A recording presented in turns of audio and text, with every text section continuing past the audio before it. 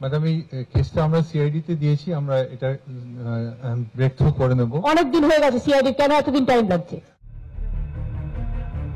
কৃষ্ণনগরের রবীন্দ্র ভবনে নদিয়া জেলার প্রশাসনিক বৈঠক চলছে। সংবাদ মাধ্যমের ক্যামেরায় লাইভ সম্প্রচারও হচ্ছে। মুখ্যমন্ত্রী রোষের মুখে পড়লেন রাজ্য পুলিশের ডিজি।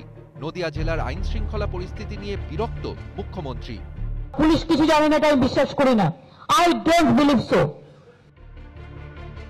বাংলাদেশ সীমান্ত লাগোয়া নদিয়ায় একের পর এক খুন ডাকাতি। টার্গেট হচ্ছেন তৃণমূল কংগ্রেসের কর্মীরাও। চলতি বছরের 16 এপ্রিল হাঁসখালিতে তৃণমূলের দলীয় দফতরে ঢুকে তাণ্ডব চালায় দুষ্কৃতীরা।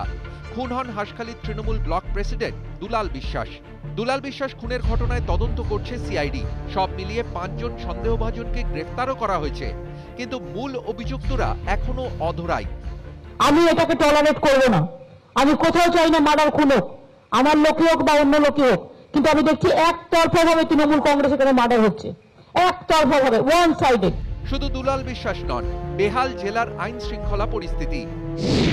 13 জুন 2016 রানাঘাটের তৃণমূল যুবনেতা অরুণ শিকদার খুন।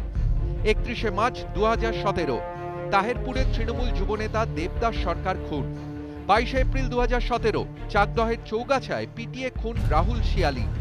29 মার্চ 2017 কল্যাণীর সেতুর নিচে স্কুল ছাত্রীর অচৈতন্য দেহ উদ্ধার। 5-6টা মার্ডার হয়েছে। এসপি যখন ছুটিতে ছিল তার পরের দিন একটা মার্ডার হলো। সিকিউরিটিও তখন ছিল না যখন মার্ডারটা হলো। কেন এটা হলো? তখন সিকিউরিটি কি জানতো না কেন সে ছুটি নিয়েছিল?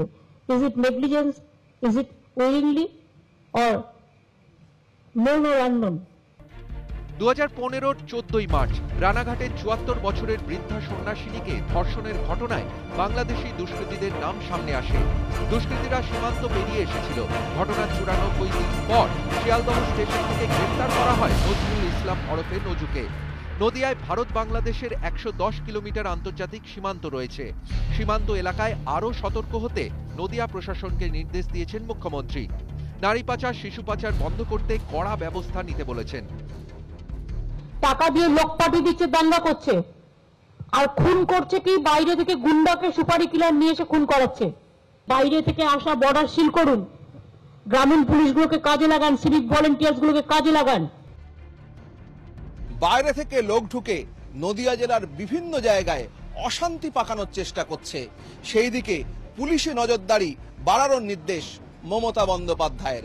পাশাপাশি পরপর হয়ে যাওয়া নদিয়া জেলায় খুন এবং এই জেলার আইন শৃঙ্খলা পরিস্থিতি নিয়ে পুলিশকে বৈঠকে কড়া বার্তা দিলেন মুখ্যমন্ত্রী মমতা বন্দ্যোপাধ্যায়। ক্যামেরায় সুরজ প্রসাদ গুপ্তা ও রজত সেনের সঙ্গে রঞ্জিত সরকার ও তুহিন দাস চন্দ্র, ইটিভি নিউজ বাংলা, নদিয়া।